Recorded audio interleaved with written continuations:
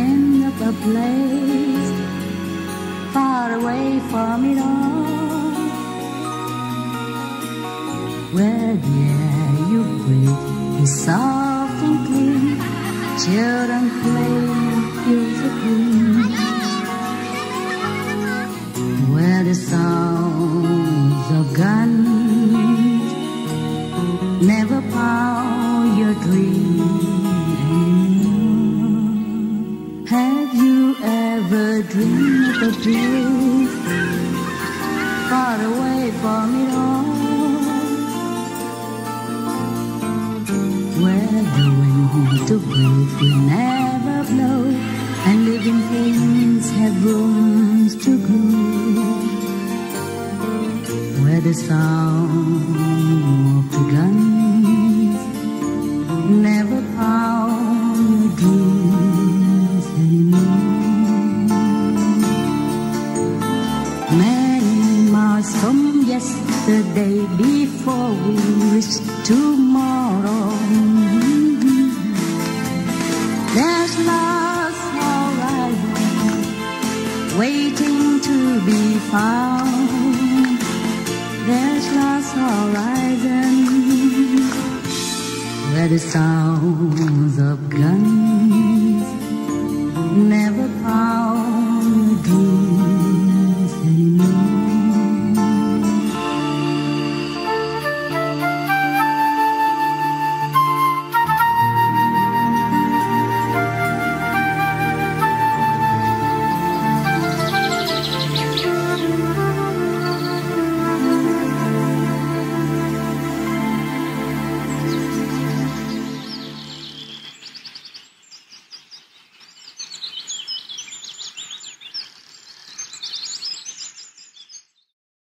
God provides everything already. It's just we overspend. We do not heed the advice of the Bible. In the Bible, God say, I made all the herbs in the field, plants that bear fruit. That shall be your food. I made also all the plants for the animals. That shall be their food. God never say, I made animal for you to eat.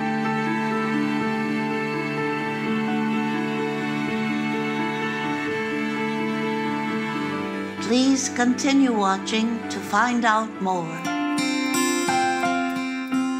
Cheerful greetings, blessed viewers. I am Marian Wallace from Seattle, Washington, USA. We wish for your days to be filled with divine blessings and for all your noble dreams to come true.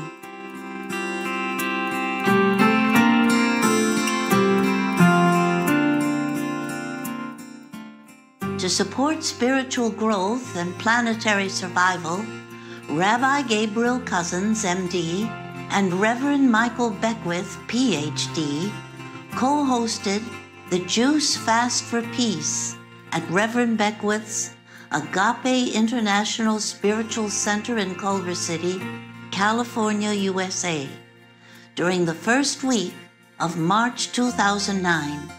The event was organized to help participants end their addiction to meat and other animal products in order to support their own personal and spiritual growth, while also acting to ensure planetary survival by reducing the emissions of greenhouse gases from the animal industry.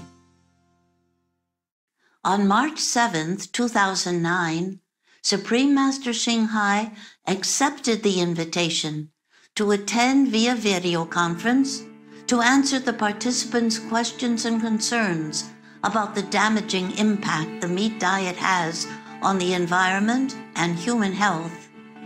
Born from out of a deep concern for the future of the planet, Dr. Cousins, a vegan, began his Juice Fast for Peace series, partnering with Reverend Beckwith in Culver City, with plans to offer them across the United States and the world to help people end their addiction to meat. According to Dr. Cousins, by consuming green juices during the fast, people lose the cellular memory of addictive flesh foods, dairy, and eggs, thus making it easier to transition to a plant-based diet.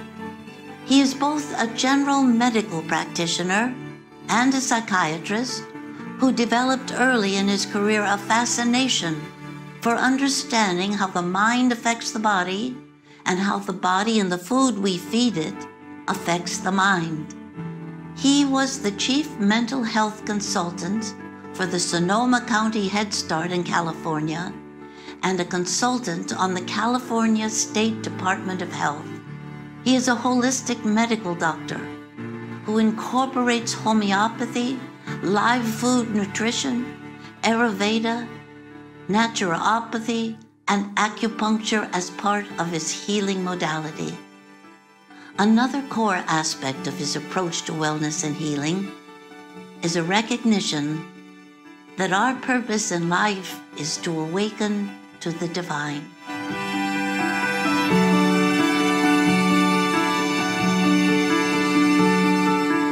For the next several decades, he devoted his research to finding out how all body types could create a healthy balance and obtain all proper nutrition on a living foods diet. He has authored many books summarizing his findings over the years, such as Depression Free for Life and There is a Cure for Diabetes. For over 20 years, Dr. Cousins has been leading and perfecting green juice fasts, in which only juices made predominantly from green vegetables are consumed. His goal is to help people become cured of supposedly incurable diseases such as diabetes and drug and alcohol addiction, while also helping us clear our thoughts and reflect upon our true nature as the children of God.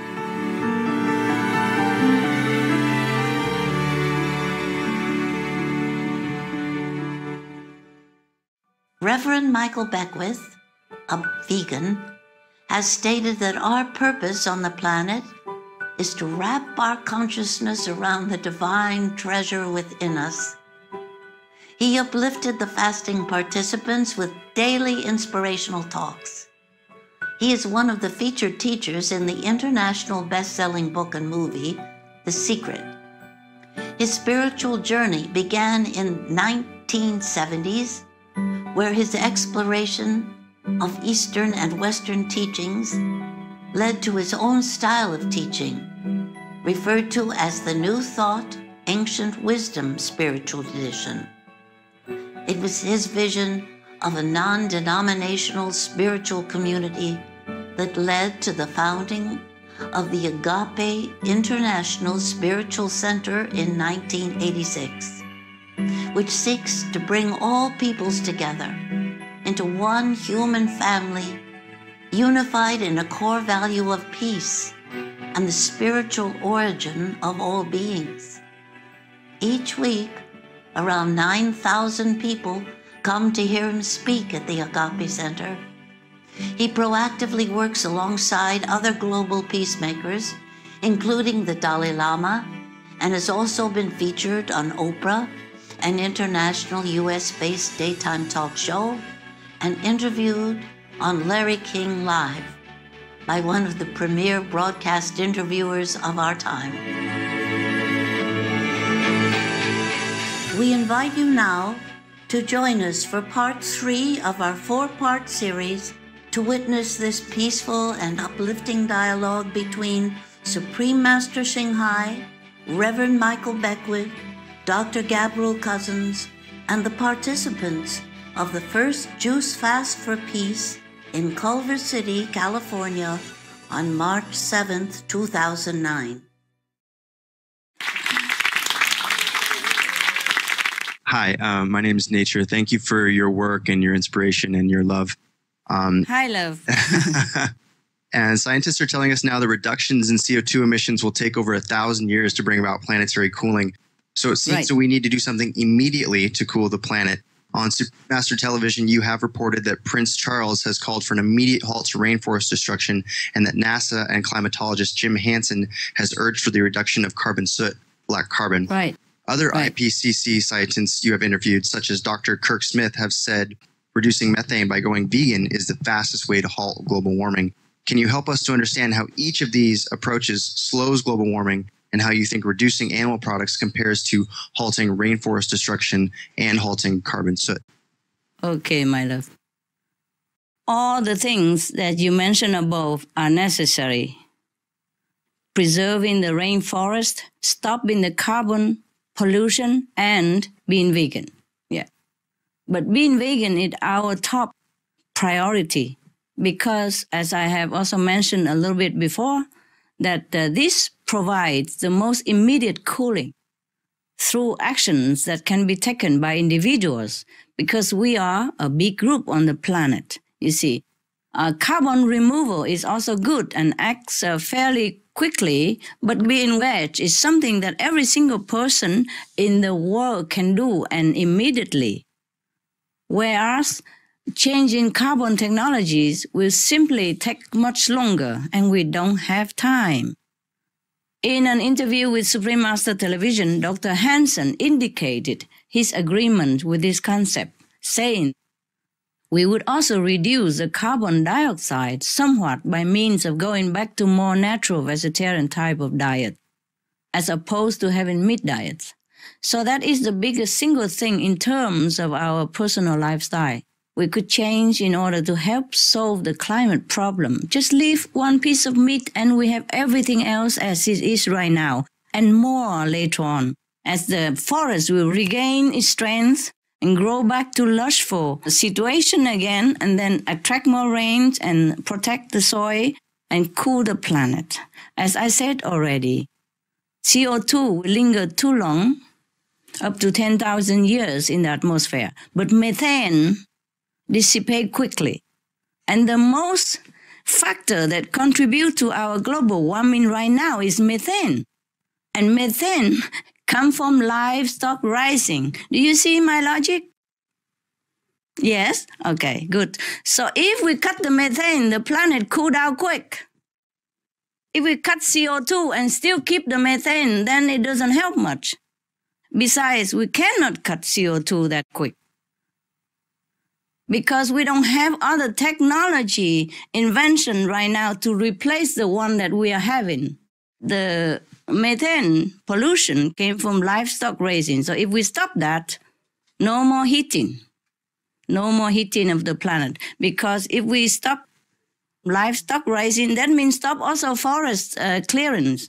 It's because most of forest clearance is for planting stuff for animals. So we water the plant from the root is the best. If we cut meat diet, everything else cut.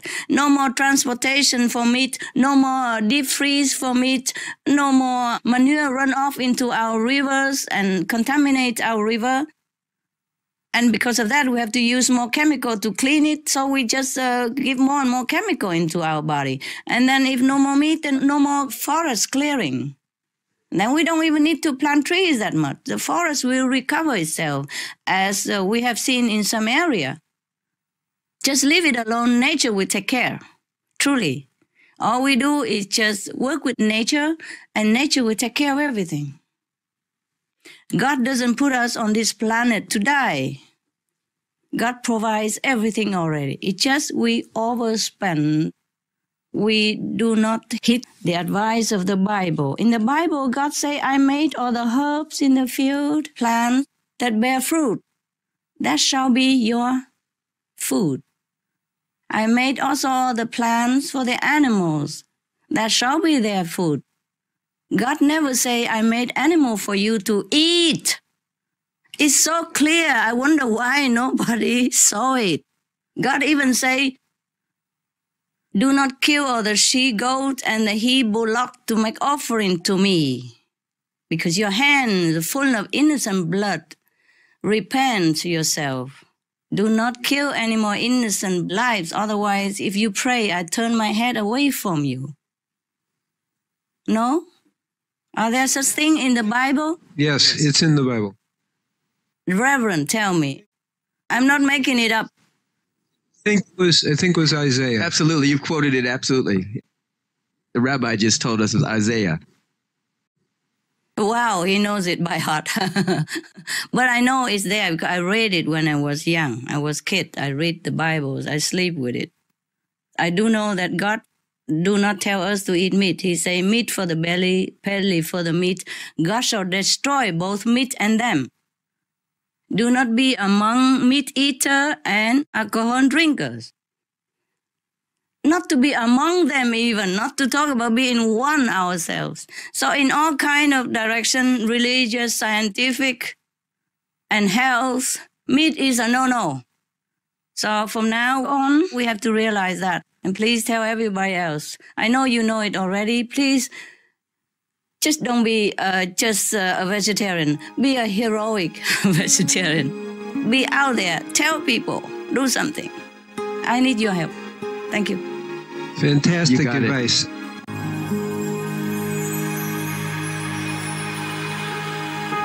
Vegetarianism in religion. The Baha'i Faith. Regarding the eating of animal flesh and abstinence therefrom, know thou of a certainty that, in the beginning of creation, God determined the food of every living being, and to eat contrary to that determination is not approved. Selections from the Baha'i writings on some aspects of health and healing. Buddhism. All meats eaten by living beings are of their own relatives. Lankavatara Sutra. Also, after the birth of the baby, care must be exercised not to kill any animal in order to feed the mother with meaty delicacies, and not to assemble many relatives to drink liquor or to eat meat. Because at the difficult time of birth, there are innumerable evil demons, monsters, and goblins who want to consume the smelly blood. By ignorantly and adversely resorting to the killing of animals for consumption, they bring down curses upon themselves, which are detrimental to both the mother and the baby. Ksitigarbha Sutra. Be careful during the days immediately after someone's death, not killing or destroying or creating evil karma by worshiping or offering sacrifice to demons and deities, because such killing and slaughtering committed, or such worship performed, or such sacrifice offered, would not have even an iota of force to benefit the dead, but would entwine even more sinful karma into previous karma, making it even deeper and more serious, thus delay his rebirth to a good state. Karma means retribution. Ksitigarbha Sutra. Cow die. The most important thing is to stop killing, because animals also have souls and understand like humans. If we kill and eat them, then we owe them a blood debt. Teachings of the Saints. Christianity. Meats for the belly and the belly for meats, but God shall destroy both it and them. Holy Bible. And while the flesh was yet between their teeth, ere it was chewed, the wrath of the Lord was kindled against the people, and the Lord smote the people with a very great plague. Holy Bible. Confucianism. All men have a mind which cannot bear to see the sufferings of others. The superior man, having seen the animals alive, cannot bear to see them die. Having heard their dying cries, he cannot bear to eat their flesh. Mencius. Tao Yu. To have peace, humanity must first have peace with the animals. Do not kill them to feed ourselves. Then there will be peace among people. Nam Wook Fat Temple. Essenes. I am come to end the sacrifices and feasts of blood. If ye cease not offering and eating of flesh and blood, the wrath of God shall not cease from you. Gospel of the Holy 12. Hinduism. Since you cannot bring killed animals back to life, you are responsible for killing them. Therefore, you are going to hell. There is no way for your deliverance. Adi Lila. He who desires to augment his own flesh by eating the flesh of other creatures lives in misery in whatever species he may take his birth. Mahabharata Anu. Islam. Allah will not give mercy to anyone except those who give mercy to other creatures. Hadith. Do not allow your stomachs to become graveyards of animals. Hadith. Jainism. A true monk should not accept such food and drink as has been especially prepared for him involving the slaughter of living beings. Sutra Kritanga. Judaism. And whatsoever man there be of the house of Israel, or of the strangers that sojourn among you, that eateth any manner of blood, I will even set my face against that soul that eateth blood, and will cut him off from among his people. Holy Bible. Blood meaning flesh. Sikhism. Those mortals who consume marijuana, flesh, and wine, no matter what pilgrimages, fasts, and rituals they follow, they will all go to hell. Guru Granth Sahib. Taoism, do not go into the mountain to catch birds and nets, nor to the water to poison fishes and minnows. Do not butcher the ox that plows your field. Tract of the Quiet Way. Tibetan Buddhism. The offering to the deities of meat obtained by killing animate beings is like offering a mother the flesh of her own child, and this is a grievous failure, the supreme path of discipleship. Zoroastrianism. Those plants Ahura Mazda, or God, rain down upon the earth to bring food to the faithful and fodder to the beneficent cow. Avesta. Everybody knows that vegetarian diet is good for health and to save the planet. They will be awakening their own great, compassionate, loving self-nature, and then their level of consciousness will rise up automatically, and they will understand more than they ever did, and they'll be closer to heaven than what they are right now.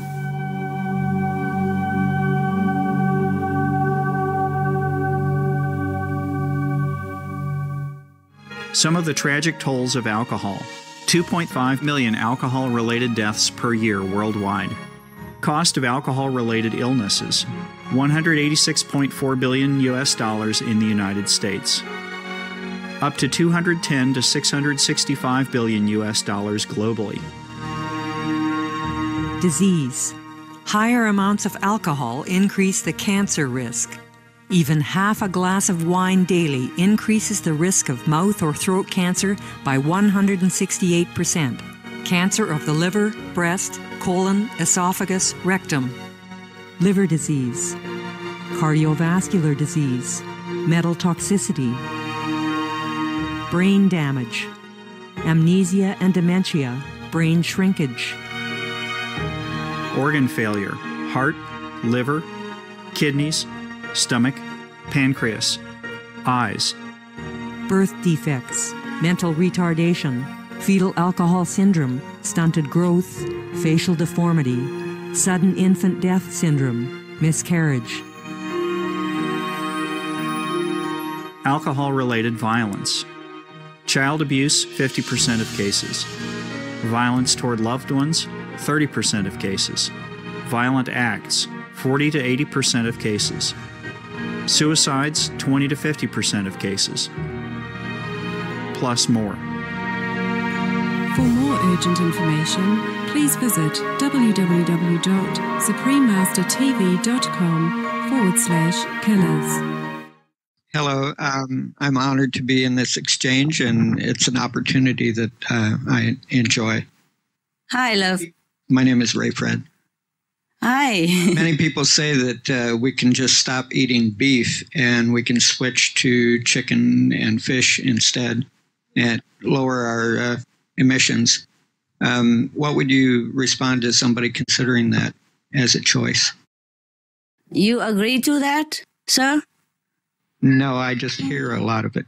How would I respond to someone who is going that route? Switching to anything at all other than a purely plant-based diet will not really help at all.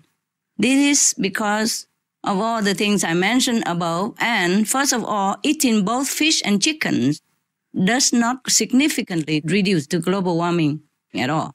Eating chicken, for example.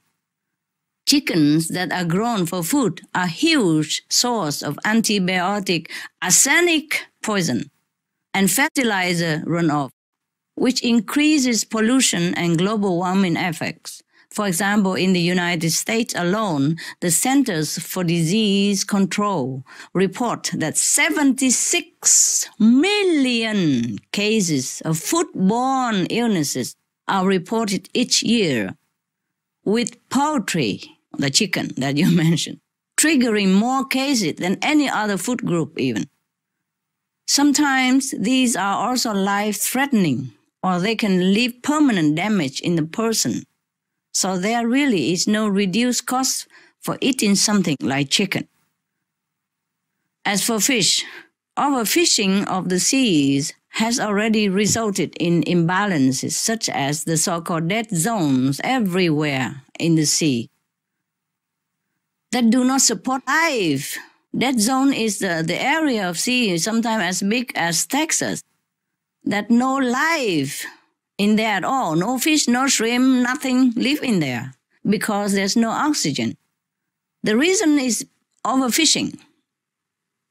You see, there's another condition called acidification, where the lack of certain fish has contributed to higher ocean acidity, which in turn reduces the capacity of the ocean to absorb CO2. And the ocean is a very complex ecosystem, where every living thing has a unique function. So removing even a small fish for humans to eat creates an imbalance in the sea. In fact, we are already seeing an effect of this imbalance on marine mammals. As the ocean became warmer and warmer and more acidic, more toxins are present in the water. The whales and the dolphins are thus being driven from the ocean as conditions worsen. They are suffocating them. Sometimes hundreds at a time, they're, dying on the beach because they cannot tolerate this, toxic condition in the seawater anymore. What do we think? Why the dolphin and the whale beach on the sand? They die hundreds at a time because they cannot suffer anymore the water in which they live. Water means life to them, but now water become poison. So they had to go out. They go out, they die. They stay in the water, they die. They come to the beach, but it doesn't help them either. They die either way. So even though fish and chicken may not have the obvious carbon impact that other animals do, everything is interconnected. And there's no way to say that consuming these things result in lower carbon price to the earth at all. Thank you. And, yes, sir. And, according to scientific research, chickens are very intelligent. They have DNA almost like human. And fish as well. It have been proven that fish also intelligent. They communicate with each other. They can talk. They lead a very, very organized, very, very intelligent life. Even ants are talking to each other, according to new scientific discovery. They talk to each other in such inaudible languages that is recorded by the sophisticated scientific apparatus. So even ants, they're intelligent. Look at the way they build their city and their palace. We could not do that compared to our size. They're building, like a skyscraper by their own hand only. But they talk to each other even. Even ants talk to each other. Fish talk to each other. They do lead intelligent life and they all have souls, consciousness in them. The ants seem to have such a strong comrade-like relationship or bond. They carry the dead home wherever they find them. Like this one trying so hard to even climb the wall to bring his friend back after trying to revive him without success. He carried him until he so exhausted himself and sometimes dropped him from the wall and take a rest. And then finally curl up beside him. I thought he's dead and tried to separate them just to see what happened. But then he woke up and tried to find his dead friend again. But finally he's also too tired, so they died together. I also saw one big ant touching the mouth of a dead one for quite some time. Like half a minute or something, as if resuscitating him. But after a while, without success, also he carried the dead one away. Some ants come into my office place, and they could not get out because, I don't know, it's a long way or something to climb the wall to get in. Even I tried to clean and they sweep them out, but they come back again. So I give them some fruit to eat, some fruit and some cake. and they just lining up to wait for their turn. They never climb on top of each other or fight for that, even though they were desperate. I didn't really want to encourage them to come in, but since they came in and they don't come out and they die, so I thought might as well feed them. These end story are true story, and I have been witnessing it.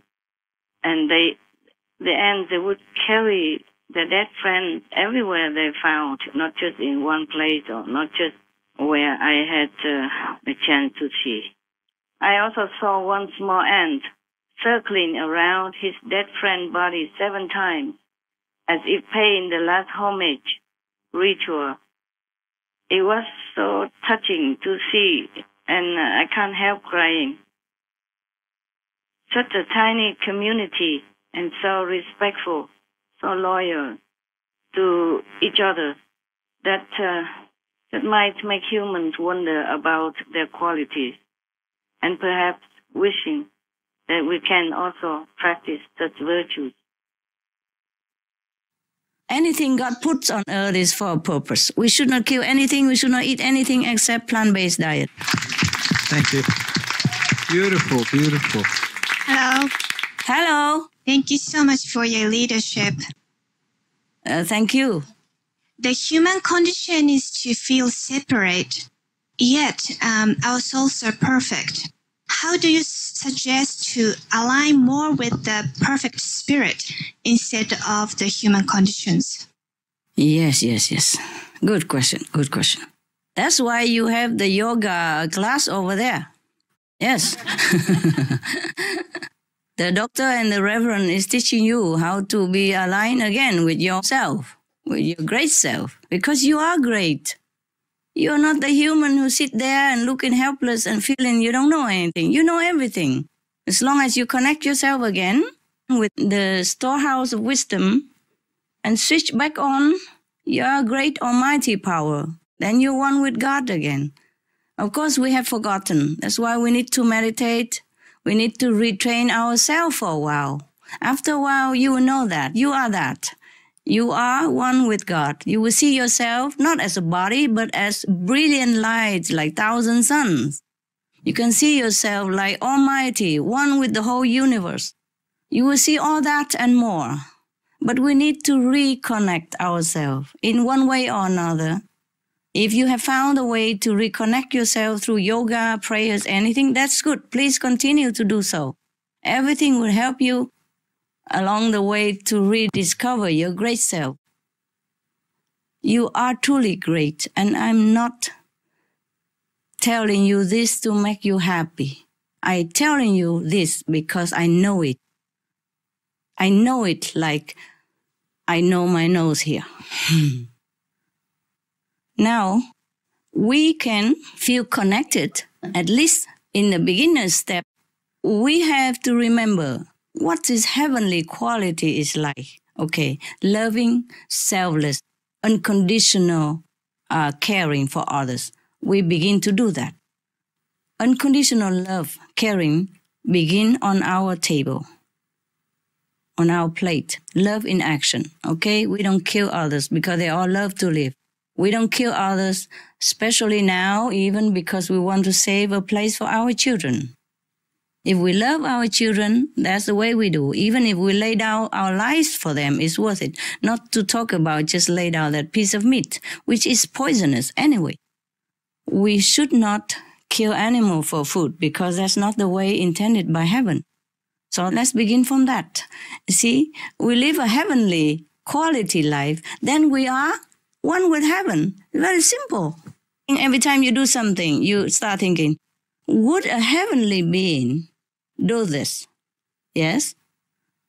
How would Jesus do this in my situation? How would Buddha do this in my situation? How would the Prophet Muhammad decide this moment, this action? How would heavenly being look down upon and approve my action? And every day, everything you do, if you feel doubt, you ask yourself that question. Remind yourself always of the heavenly quality. That's how you connect with heaven first. And then if you want to go more further, then you seek a guidance of a meditation expert. And you go deeper inside your great self and know more and more each day. And then from that inner knowledge, you translate into outward action. And then you will be a walking God, a breathing angel, a physical blessing to this planet. There's no separation. We're all connected even to mosquitoes and ants. So only God knows who is truly bad, who is truly good, and who's really our enemies and who's really not. If we don't know yet, then we aspire to know. First, we have to live the life of heaven. That is, live and let live, love and forgive. Very simple. We are all connected. Okay, you will feel that. You will know that in time, or you already know it, or you know half of it, you know some of it. You will know more as you meditate more and seek deeper the true answer within yourself, everything you have inside you. I'm only talking scientifically, physically, but you are the one who knows everything. You have all the knowledge inside, imprinted in your DNA, in your being, in your soul. You know everything. You are part of God. You are children of God. Jesus told you that. Would he lie to us? Huh? And Buddha said, you are the future Buddha. Would he lie to us? No. Why would he? Okay. If you are children of God, then you must know you are at least similar to God. Think about that. You are great. If you're not God, at least you're children of God. If you're children of the king, then you're prince and princess. Do you understand the greatness of your being? You are children of God. Please act like one. Thank you so much. You are kind. Thank you very much for your beautiful sharing. Thank you very much for your beautiful sharing. You inspired me. Thank you. Thank you. Thank you. And may we all be successful in helping the world wake up to a vegan way of life and bringing in the messianic time rather than a messy time.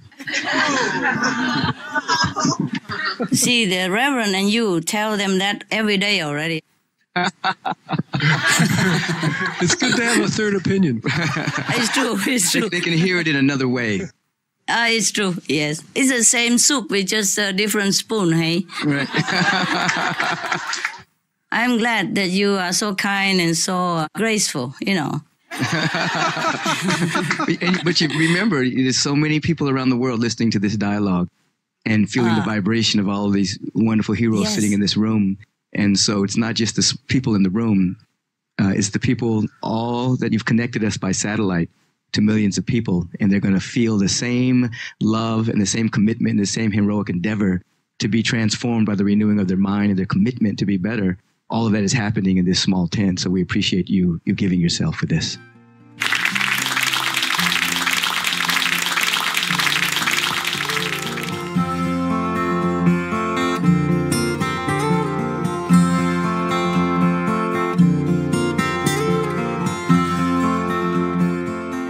All information concerning the scientific evidence of climate change and its solution is in Supreme Master Ching Hai's book, From Crisis to Peace, free to download at crisis2peace.org.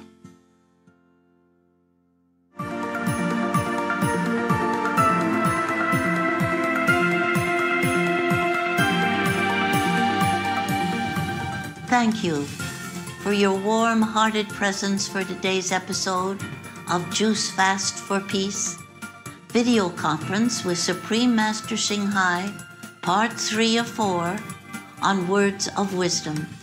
Please join us again tomorrow for Part 4, the final part of the series.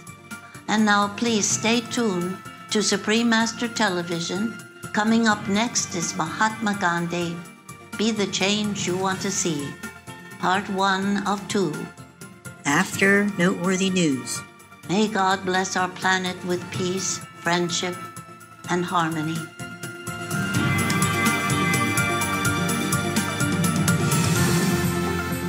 For more details, please visit suprememastertv.com/WOW.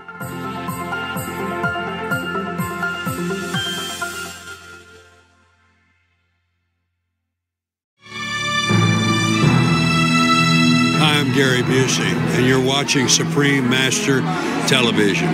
So pay attention and stay tuned. Hi, I'm Christy Swanson. Be veg, go green, save the planet. Hi, I'm Dr. Neil Barnard from the Physicians Committee for Responsible Medicine. Hello to all my friends from Supreme Master. What's up, guys? It's Ashley Argota from True Jackson BP on Nickelodeon.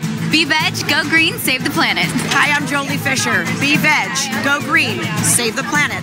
I'm Bob Barker, and you're watching Supreme Master Television. Thank you for watching Supreme Master Television.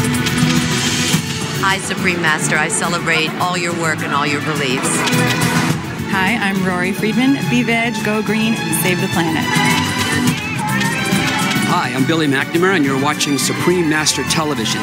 And now is the time to act on global warming. I'm Pamela Anderson. You're watching Supreme Master Television. Hi, veg, go green, save the planet. Hi, I'm Rhoda Mitchell, and you are watching Supreme Master Television. You're watching Supreme Master Television. Be veg, go green, save the planet. I'm Christina. And I'm Courtney. Be veg, go green, save the planet. Hi, my name is Douglas Smith. You're watching Supreme Master Television. Be veg, go green, save the planet.